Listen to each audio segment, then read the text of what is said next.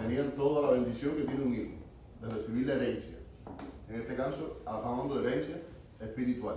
Llegó un momento en la exposición de Pablo en este primer capítulo, que ahí fue como terminamos la clase pasada, que Pablo les dice,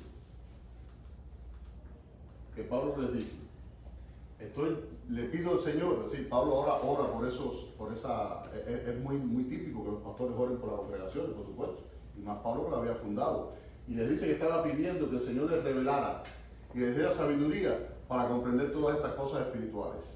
Miren, muchachos, si no tenemos sabiduría espiritual, hay cosas en el Evangelio que se deben solamente entender y comprender mediante el Espíritu.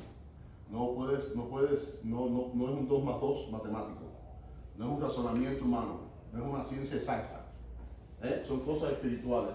Pido sabiduría y pido revelación para que conozcan más a Cristo.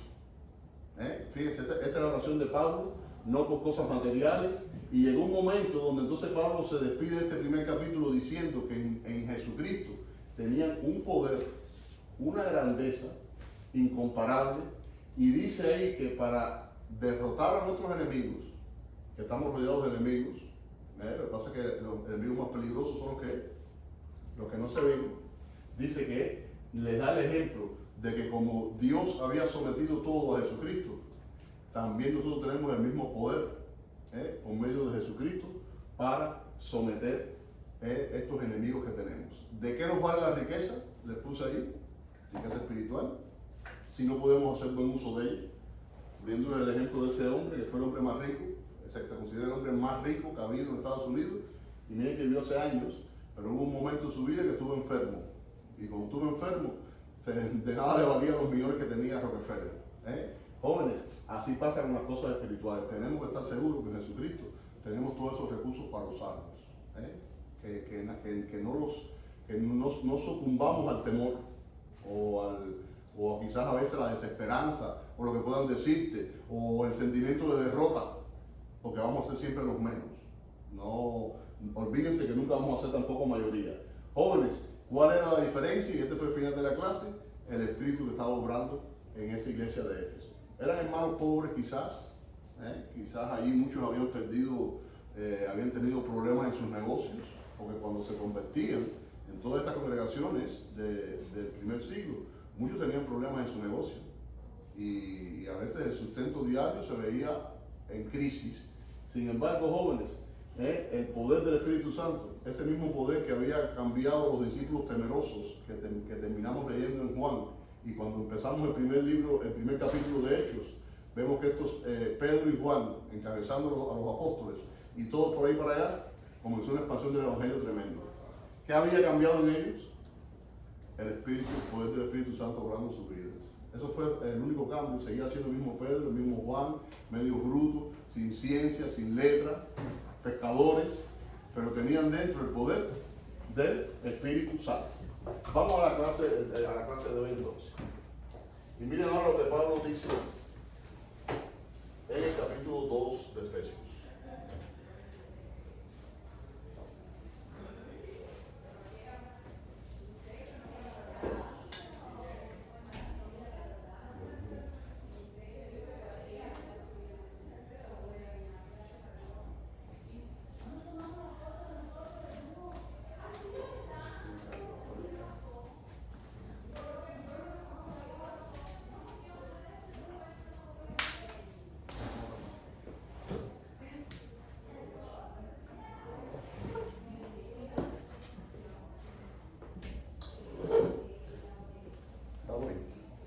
¿Entró Mena por ahí?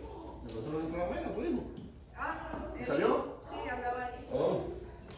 Miren, quizás muchos lo saben, Patricia, la colombiana, la guitarrista, ella le ingresaron ayer de urgencia para operarle la vesícula. Y la operaron ahora en la mañana, ya salió de la operación y ya mandó un mensaje y salió bien. Así que eso fue todo se movió de ahí por la tarde a hoy. Así que parece que fue algo urgente. Jóvenes, vamos entonces al capítulo 2 de Efesios. Y miren ahora la idea que va a desarrollar Pablo con esta iglesia de Éfeso. La posición que tenemos en Jesucristo. bien posicionados en Jesucristo. Vamos a tratar de descubrirlo en lo que Pablo le dice a esta iglesia en el capítulo 2. Dice Pablo, comienza diciendo ahí: en otro tiempo, ustedes, cristianos efesios, y ustedes, cristianos de la iglesia bautista de Getsemaní, que está sentado conmigo aquí, y yo también, estaban muertos en sus transgresiones y pecados. ¿Qué cosa es transgredir? La palabra transgresión no se usa mucho en nuestro lenguaje. ¿Qué cosa es transgredir? O una transgresión. Si tienen idea. Pasarse de la ley. Pasarse de la ley. A ver, ¿qué otra idea tienen sobre transgredir o transgresión? Violar la ley. Violar la ley. Miren, se lo puse ahí chiquitico en la definición oficial de nuestro español. Cuando alguien quebranta o viola una ley, también, un estatuto. 30 millas por hora, si usted va a 60, está transgrediendo la ley y está sujeto a una multa. Y los speeding de las multas de velocidad, agárrense, que son de las peores. Dice que estábamos muertos, jóvenes, porque habíamos violado, habíamos roto la ley y estábamos, además dice, en pecados. Dice que estábamos muertos. Y sin embargo, antes de conocer a Jesucristo, estábamos vivos. ¿Sí o no? Respirábamos, caminábamos, nos movíamos, trabajábamos, viajábamos, subíamos montañas, bajábamos montañas, cruzábamos ríos, cruzábamos el techo de la Florida. Y sin embargo dice ahí que estábamos muertos. ¿Qué tipo de muerte teníamos entonces, muchachos? Espiritual. Miren, es la muerte espiritual. A pesar de que nos movíamos, respirábamos, comíamos y viajábamos, estábamos muertos espiritualmente. Las cosas espirituales éramos incapaces de recibirlas. Les he puesto una foto ahí, un cuadro, mejor dicho. La muerte de Jericó. No sé si puedo mencionar porque soy un hombre francés. Ese fue un pintor que murió, si mal no recuerdo, a los 32 años. Joven, enfermo. Dice que era muy promiscuo. No sé por dónde venía la promiscuidad, ¿no? Porque trae la promiscuidad puede ser por cualquier bando. La primera vez se murió joven, parece, por la vida desordenada que llevó este pintor. Y un amigo de él, que era pintor, lo inmortalizó cuando estaba en el lecho de muerte ya. Muertos, y después de aquí, muertos o enfermos. ¿Estábamos muertos espiritualmente o estábamos enfermos espiritualmente? Hay diferencia en estar muerto y enfermo. El que está enfermo, Tiene cura. una curita, pero miren, el que está muerto, jóvenes, no vive más.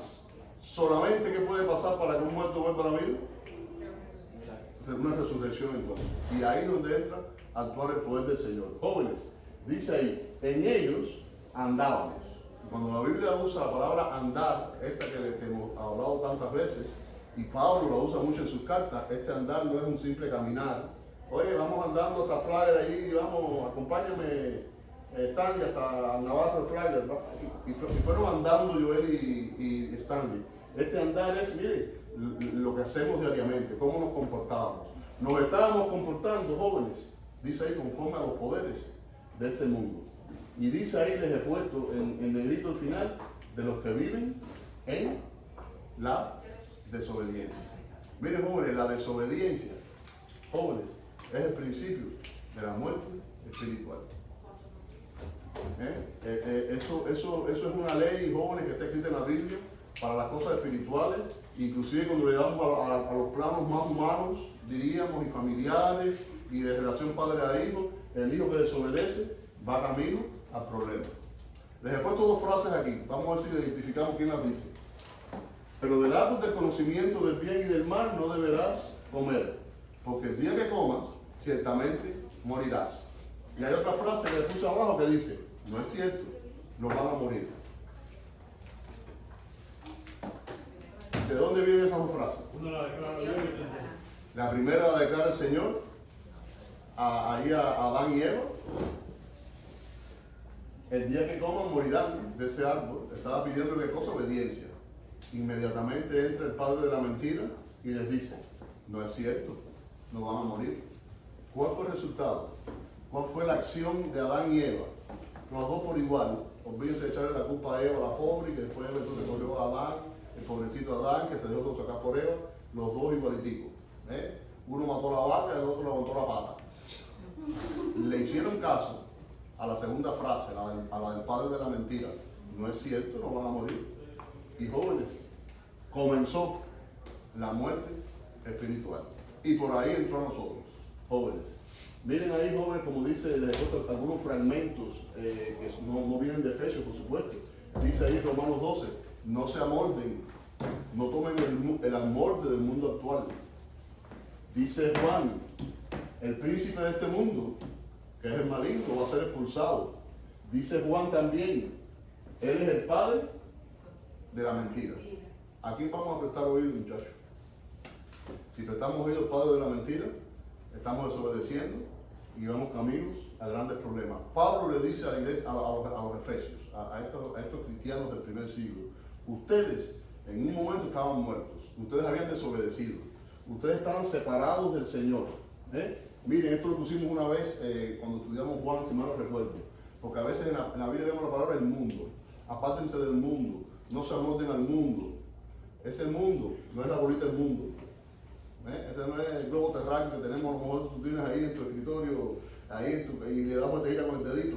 Ese no es el mundo que dice. ¿Qué cosa es el mundo? Cuando vemos la Biblia, no te comportes como el mundo, no sigas las prácticas del mundo. Miren, jóvenes, desde el punto de vista cristiano, todo, organización, plan, filosofía o valores que se aparten del Señor, eso es lo que la Biblia dice del mundo. No, esos no son nuestros valores, muchachos. Esas no son nuestras filosofías. Algunas pueden ser muy inofensivas, muy llamativas, algunas pueden estar disfrazadas de cultura, de cosas buenas, pero si no le agrada al Señor, eso es lo que la Biblia le dice. No se amolden al mundo, no sigan la corriente de este mundo. Y Pablo se lo dice aquí a los Efesios. Y miren, joven, dice ahí, miren cómo Pablo sigue exponiéndole a esta congregación, dice, en ese tiempo nosotros vivíamos así. Pablo fue un ejemplo tremendo de hombre religioso al extremo, pero que estaba viviendo alejado completamente del Señor. Mucha religión y mucho conocimiento, pero estaba viviendo de espaldas a lo que el Señor quería. Dice, nosotros vivíamos como ellos. ¿Qué es lo que nos impulsaba? Miren lo que dice Pablo ahí, los deseos de pecado que teníamos dentro nuestro. Queríamos seguir nuestra propia voluntad. Queríamos hacer nuestros propios propósitos. La versión Dios habla hoy, que es moderna, más potable, ¿no? En español dice, estábamos siguiendo los malos deseos que teníamos dentro. Y estábamos siguiendo los caprichos de nuestra naturaleza pecadora y de lo que teníamos en la mente. Jóvenes, así estábamos viviendo nosotros. Estamos en un mundo donde la gente dice que yo hago lo que yo quiero y yo soy el dueño de mi cuerpo, y a mí no hay quien me gobierne, y lo que a mí se me ocurre, lo que a mí me convenga es lo que hago, y si yo creo que está bien, pues lo hago. ¿Sí o no? Esa es la filosofía de nuestros compañeros de estudio, de trabajo. Pero miren, quiero decirles que si lo que usted quiere, lo que usted se imagina que es bueno, podría hacer con su cuerpo, se está apartando de lo que el Señor quiere, estás siguiendo los caprichos de tu mente, estás dándole paso a la naturaleza pecadora, que la tenemos todo adentro. Aunque nos convirtamos, sigue estando ahí luchando en nuestro interior, lo malo y lo bueno. Hay que darle paso al Espíritu, muchachos, y que el Espíritu gobierne, y que el Espíritu inunde. El Espíritu no es escondidito allí en el ladito más oculto del corazón, y quizás nos acordamos de él cuando tenemos un problema, y cuando no, sigo haciendo lo que yo quiero. Jóvenes, nosotros no podemos cambiarnos por nosotros mismos. Esta es la idea que desarrolla Pablo con esta iglesia de Éfeso. Y les dice, estamos siguiendo nuestra voluntad, nuestros propósitos, y jóvenes, aquí es que entra entonces Dios a actuar. Porque no estábamos enfermos, estábamos muertos. Y la única forma de volver un muerto a la vida, ¿qué cosa es? Resucitarlo. Y miren, jóvenes, lo que hace Dios por nosotros. Pero Dios, qué palabra más tremenda dice Pablo ahora, pero estábamos muertos, estábamos perdidos, vivíamos desobedeciendo, pero ahora cambia el discurso, Dios interviene. Dios, que es rico en misericordia y en amor. Jóvenes, si hay dos atributos grandes del Señor, es su misericordia y su amor. Hay una declaración en la Biblia que todos creemos. Eso forma parte de la naturaleza de Dios. Dios es, ¿qué cosa? Amor. Pero cuando ese amor de Dios se relaciona con nosotros, diríamos que toma la forma de la gracia y de la misericordia, de la compasión. Ese amor no se queda así una palabra etérea. Dios es amor, flotando en el universo. Ese amor se demostró en compasión y en misericordia por nosotros que éramos pecadores. Y Pablo les dice a esta iglesia de Éfeso, pero Dios, a pesar de lo perdido que ustedes vivían, a pesar de que estaban siguiendo los deseos propios de su mente, de su corazón, que estaban pecando, Dios misericordioso y con amor, ¿qué hizo? Dice, nos dio vida con Cristo. Y esta es una de las declaraciones más grandes que tiene la Biblia, que se encuentra en esta carta de Efesios. Por gracia, ustedes han sido salvados. Jóvenes estando muertos. Este hombre estaba moribundo a los 32 años allí en su cama, en su lecho, este pintor francés. Estando muertos, recibimos vida. Y Pablo lo califica, que la hemos recibido ¿de qué forma? Por gracia, gratuitamente, sin hacer nada, sin poner algo de nuestra parte. Lo único que necesita el Señor, ¿qué cosa es? Para derramar su gracia en nosotros. Hay un complemento importante que no podemos desligar de la gracia. ¿Qué cosa es? La fe, es creer. Tienes que creer que esa gracia está para ti, disponible, y se está derramando, y se sigue derramando. Si no crees, jóvenes, hemos recibido vida estando muertos. La Biblia habla de algunas resurrecciones en la Biblia. La Biblia nos menciona algunas resurrecciones, no hay muchas. A ver si recuerdan algunas. Les he traído 3 ejemplos ahí del Nuevo Testamento. A ver si ustedes identifican el suceso, ¿no? El hecho, ¿no? Lo pasó. Dice ahí que de pronto se acercó Jesús se acercó y tocó un féretro. Y los que lo llevaban se detuvieron y Jesús les dijo, joven, te ordeno que te levantes.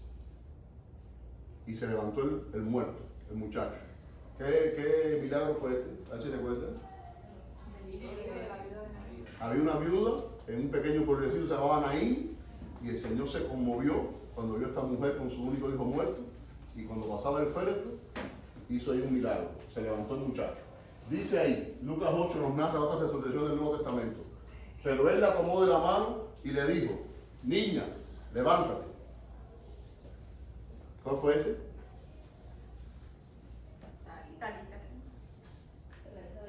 La hija de Jairo. Había un hombre que se llamaba Jairo, igual, el Señor allí entró y levantó a la niña. Y de ahí una tercera resurrección en la Biblia. Esta sí es, ¿de qué color es el caballo blanco de Maceo? ¿De qué color es el caballo blanco de Maceo? Carmelita. Carmelita. Y dicho esto, gritó con toda su fuerza, Lázaro, sal fuera. Este tremendo milagro de resurrección lo recoge Juan 11. Esas son las 3 resurrecciones jóvenes que nos menciona ahí el Nuevo Testamento. Por supuesto, diríamos que aparte de, y la más importante, la de Jesucristo. El Antiguo Testamento también nos menciona algunas resurrecciones, quizás un poquito menos conocidas. A ver si alguien recuerda alguna.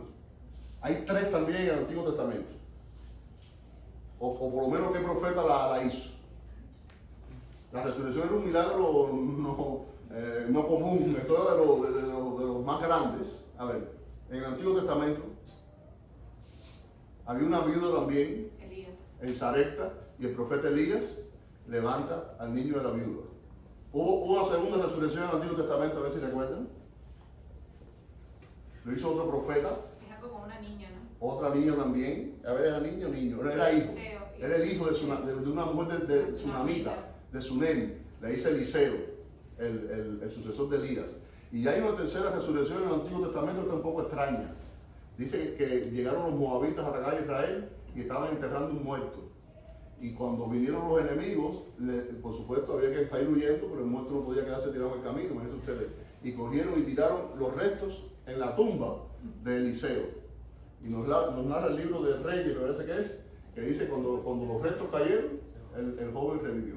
Miren, jóvenes, estas son las resurrecciones que nos narra la Biblia.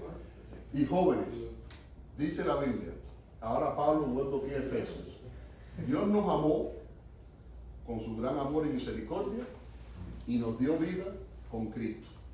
Declara de forma enfática, se lo he puesto en letras grandes, está con signos de exclamación inclusive en la versión internacional. Por gracia, muchachos, hemos sido salvos. Hemos recibido, jóvenes, la vida que está en Cristo. Pero no solamente hemos recibido la vida en Cristo, sino que miren ahora qué nos ha hecho el Señor a todos. Y en unión con Cristo Jesús, dice ahí que Dios nos resucitó también. No fue que nos puso una inyección porque estábamos enfermos, nos resucitó porque estábamos muertos en delitos y pecados, y estamos sentados, dice la Biblia, al lado del mismo Jesucristo. Compartimos el mismo poder que tiene Jesucristo. Somos jóvenes, tenemos la misma bendición, el mismo poder que emana del Padre, del mismo trono de Dios, lo tenemos. Dice, sentado en las mismas regiones celestiales. Dice la Biblia cuando el Señor resucita a Lázaro, se lo puso a ver si por acá abajo. Sí, Juan 12 allí, dice que Jesús llega a Betania, a la perita de Betania, donde vivía Lázaro, y ya lo había resucitado, había sucedido el milagro un tiempo antes. Y dice que allí hicieron una cena en honor a Jesús, y dice la Biblia que Lázaro estaba sentado a la mesa con él. Siguiendo esta misma idea de Lázaro sentado a la mesa con Jesucristo, dice Pablo ahora a los Efesios, estamos sentados con Jesucristo en el mismo trono, en el banquete celestial, muchachos. Miren qué palabra más grande esa. Hemos sido resucitados y estamos sentados. Y miren ahora lo que dice, porque por gracia, vuelvo a repetir por segunda vez en el mismo capítulo Pablo, ustedes han sido salvados, y ahora le pone el complemento, mediante la fe. Tenemos que creer. Con fe nos acercamos al Señor, muchachos, la gracia es derramada. Esto no procede de ustedes. Pablo deja claro que esto, ¿qué cosa es? No es una obra de nosotros. No hay nada que podamos hacer para obtener el favor de Dios. De ahí viene la palabra gracia, favor inmerecido. Lo único que se necesita es fe, sino que es el regalo de Dios. Y aclara Pablo, y no por obras, no hay nada humano que podamos hacer. Pobre, qué maravilloso. El pecado obró en contra nuestra. Pero ¿quién obró a nuestro favor? Dios. El Señor mismo. Nos exaltó, el Señor nos guarda. Pero miren ahora también lo que hace el Señor. Miren qué palabra que dice Pablo, que somos hechura. Y la palabra hechura en el griego es, somos un producto manufacturado, completico de Dios. Ahí les he puesto un escultor tratando de darle forma. Óyeme, si un arte es tremendo la escultura. La pintura es tremenda, la música, la más bella de las artes. Pero un escultor que coja un pedazo de mármol y le va a poner después dos esculturas que tienen que tratar de verla, si pueden viajar un día, véanla. Jóvenes, cuando usted ve que ese mármol, ese pedazo rectangular o cilíndrico, lo que sea, ese martillo empieza a paca y logra después, y se convierte en un producto manufacturado. Jóvenes, nosotros somos el producto manufacturado de Dios, nos dice Pablo ahora. Dios nos ha hecho. Dice, somos hechura de Dios. Y como jóvenes, muchas gracias. Café, muchachos, allá atrás. Se queda bien caliente azúcar. Caliente. Sí, ¿Está bien así? Miren, somos el producto de Dios. ¿Cómo obra Dios en nosotros? Esto lo saqué de un libro. Miren ahí, para que les gusten las matemáticas, un gráfico eso de pie, eso de ¿ya se llaman así? De pastel.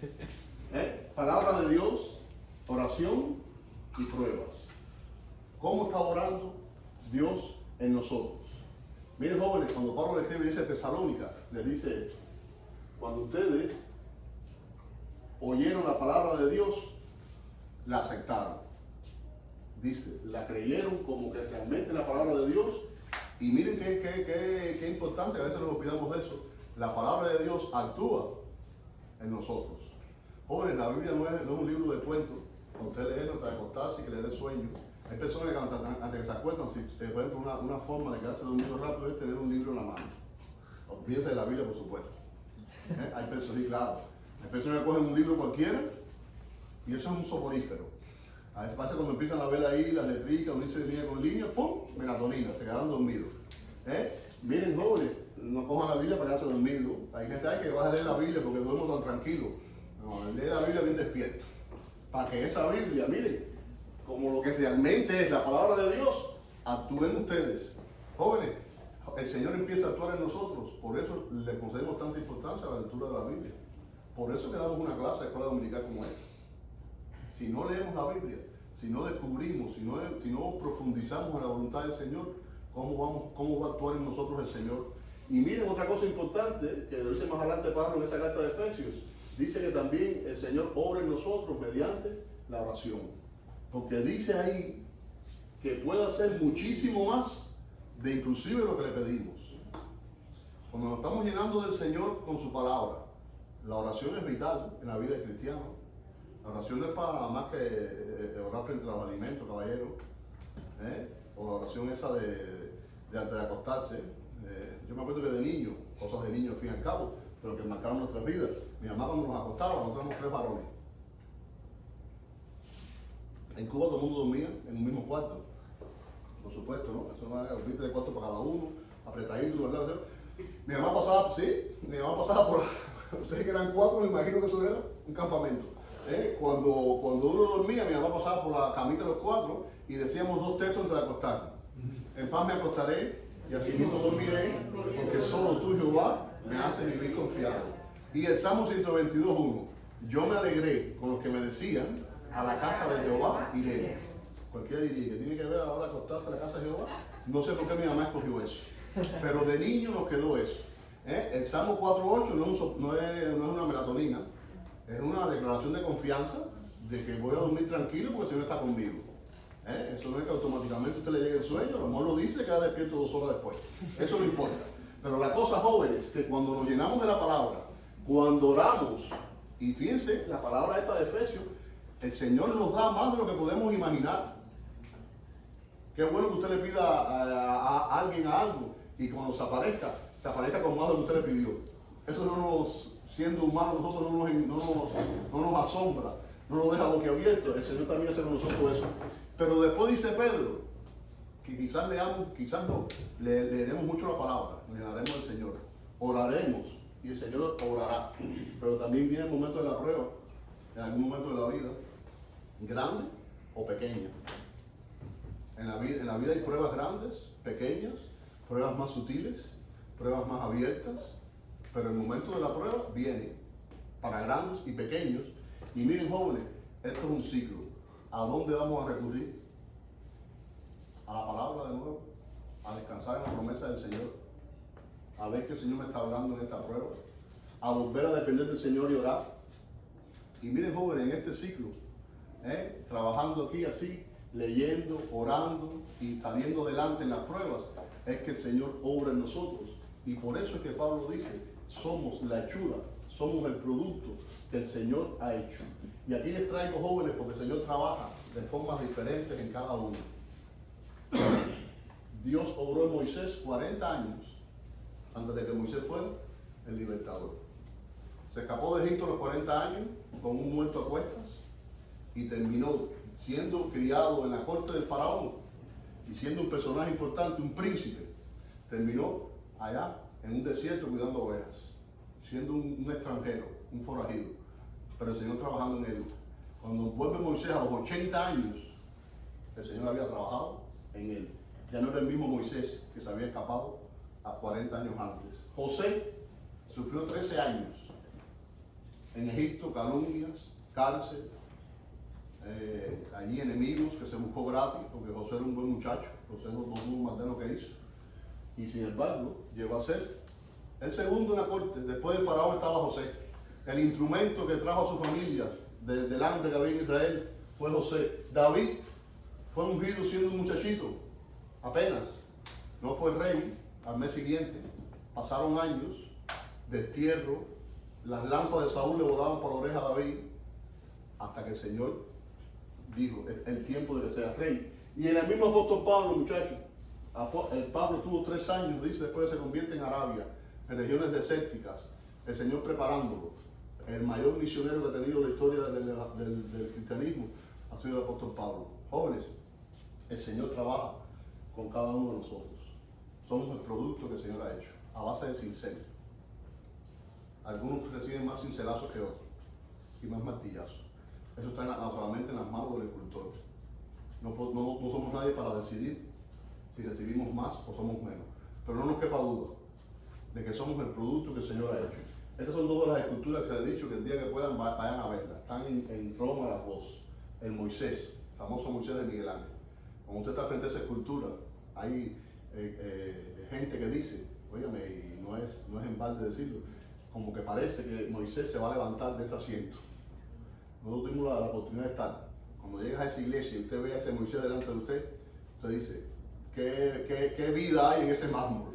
Que lleva 500 años de hecho, 1513. O miren este que no es muy conocido. Mucha gente conoce el David de Miguel Ángel, ese que está en Florencia. David en cuerito, sí que está ahí. No, pero miren, este no está en cuerito. Este es el David que está tirando la onda. Oiga, cuando usted está frente a esa escultura, le parece que es una persona que va a tirar músculos y todo así en el movimiento de la onda. Jóvenes, el Señor quiere hacer con nosotros una buena escultura, pulida, como esta, que son de las dos más grandes, más excelsas que hay. Y miren, jóvenes, ¿para qué somos el producto del Señor? ¿Para qué el Señor nos ha creado? Miren lo que dice Pablo, que hemos sido creados para buenas obras. Jóvenes, hay que actuar ahora. No podemos vivir más de un cristianismo teórico, de que soy salvo, de esos cristianos que te recitan la Biblia de punta a punta. Pero cuando llega el momento de actuar en favor del necesitado, en favor del vecino, de dar el testimonio, de abrir el bolsillo, de dar el plato de comida, de abrir una puerta, de recoger una basura, ahí el cristianismo se nos olvida. Hemos sido creados para buenas obras y ya Dios en su mente las ha dispuesto para que las hacemos de antemano inclusive. No le tengamos miedo a las buenas obras. Por obras no somos salvos, estemos claros de eso. Pero si decimos que tenemos fe, dice el apóstol Santiago, entonces hay que actuar. ¿Dónde están las obras? En base a esa fe que tengo, a ese Salvador que he creído, a esa bendición que tengo por gracia de haber sido resucitado, de haber cambiado mi vida. Bueno, miren, yo tengo que manifestarme como cristiano entonces. Dice Pablo a los Efesios, ustedes han sido creados para buenas obras. Jóvenes, Dios tiene un plan en nuestra vida. No se les olvide eso. Nuestra suerte no está en los astros, en las estrellas, que si naciste en tal mes, que si ¿qué mes tú naciste? ¿Naciste? ¿En qué mes? ¿Sí? Mayo. ¿Y cuál es el signo tuyo? Signo. Zodiaco. El de zodiaco, ¿sí? Tauro. Tauro. Entonces que si los tauros son así, que si son asados, que si este es violento, que si el otro es enérgico, que si el otro es no sé qué cosa, que si uno por un negocio. Miren, jóvenes, ni suerte, ni destino, ni fatalidad, ni karma volando para allá, ni karma volando para allá, ni yin, ni yang, ni negro, ni negro. Jóvenes, el plan en nuestra vida lo dicta el Señor. Es un plan de gracia por el que estamos viviendo. Olvídense de lo que está en los astros. Ayer o antier hubo un eclipse de luna. Desde antier. Dice que de los más extensos, no sé cuántos años que hubo. 400 años. Y yo venía otro día manejando, oye, de todo usted ve por supuesto, entrevistando en una radio que se la da de seria a una mujer y la explicación que esa astróloga dio de la luna. Y cuando llegara a tal lugar y se uniera con los tauros, y los tauros con los Géminis, y el otro con el otro, iba a pasar esto y lo otro, y lo otro. El que oía eso y creía en eso, se escondía una semana en la casa y no salía más. A los que le estaban dando la cosa negativa, ¿no? Había otros signos que le daban lo positivo, ¿no? Esa gente, me imagino que ha salido a jugar por lotería y raspadito. Miren, jóvenes, nosotros no creemos en nada de eso. Jóvenes, nuestra vida está dictada y está amparada por el Señor. Jóvenes, estamos vestidos con la mortaja de un muerto, porque recuerden que todo comenzó en esta clase con esto. Vuelvo al inicio. ¿Estamos muertos o estamos enfermos? Y Pablo declara que cuando vivíamos lejos del Señor, estábamos muertos. No era una simple pastilla lo que necesitábamos. Necesitábamos que el Señor nos resucitara. Así comenzó la clase, la idea de esta clase. Llega ahora a esta idea final. Estábamos vestidos con mortaja, es decir, como que visten un muerto, cuando dice la Biblia que Lázaro resucita y le abren Entonces dice, Lázaro sal fuera. ¿Cómo salió Lázaro ahí de la tumba? De la cueva en que estaba. Envuelto en los lienzos. Envuelto en los lienzos. Me imagino que estaba caminando así, hasta como un pingüino así, con los pies pegaditos porque estaba.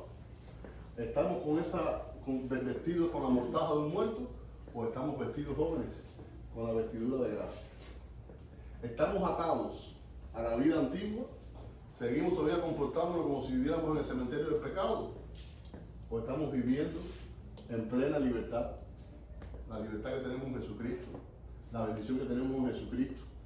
Una de las grandes enseñanzas, y por qué el Espíritu llevó a Pablo a que estos efesios les recalcara tanto la bendición que tenían en Jesucristo.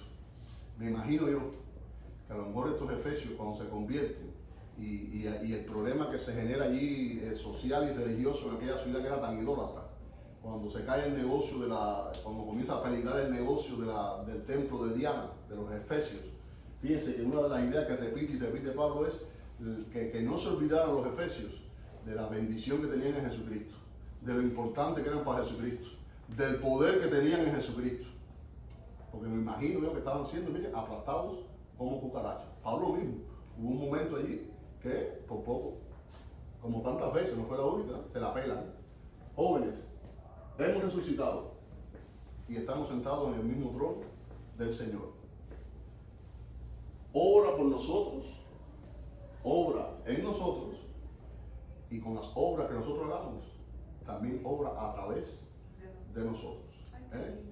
Vamos a dejar la clase aquí ya, como un avance de la semana que viene. Ahora él les va a poner ahí una comparación de ellos y nosotros, que somos gentiles, no pertenecemos al pueblo original de Dios, nosotros no somos israelitas de descendencia, pero vamos a ver si para el Señor hay diferencias, si tenían más valor los judíos o los gentiles, como eran los efesios. ¿En qué posición estaban esos gentiles ante Jesucristo? ¿Estarían un poquito de desventaja? ¿Les correrían un poquitico adelante los judíos por ser hijos de Abraham? Vamos a ver la semana que viene. Así que vamos a terminar la clase aquí ya. Para eso fue todo el entrenamiento de Pablo. Sí, es verdad, es verdad. Así que jóvenes, vamos a dejarlo aquí ya. Comenzamos ahora una semana hermosa, la Semana de Acción de Gracias. El jueves nos vemos aquí para darle gracias al Señor por tantas bendiciones que Él nos ha dado. Así que vamos a orar. Bendecimos tu nombre, Padre, ahora. Te damos gracias por tu cuidado, por tu protección. Y te damos gracias, Padre, por lo que tú has hecho en favor de nosotros. Que esto sea una idea, Padre, que esté clara en el corazón de cada joven y cada adulto que en esta clase. De la posición que tenemos de bendición y de poder al lado de un Hijo de Jesucristo. Que el poder de la resurrección de Cristo y que es el mismo poder que nos asiste a nosotros, Padre, sea la certeza que mueva a estos muchachos y a estos adultos, Padre, en su vida diaria. Que estemos seguros, Padre, y que dejemos también fluir de forma tal el Espíritu Santo en nosotros, que tú hagas una buena obra y que podamos también ser de bendición a otros. Que no le temamos a las buenas obras, porque eso va a hablar del fruto que hay en nuestro corazón y en nuestra mente. Bendice ahora el culto que viene, que podamos también adorarte juntos y esta semana que empieza, hay un sentimiento especial de gratitud, Señor, en el corazón de todos. Y que la mayor gratitud sea por Jesucristo, el regalo, el eterno regalo de salvación que hemos tenido. Te lo pido todo, Padre, en el nombre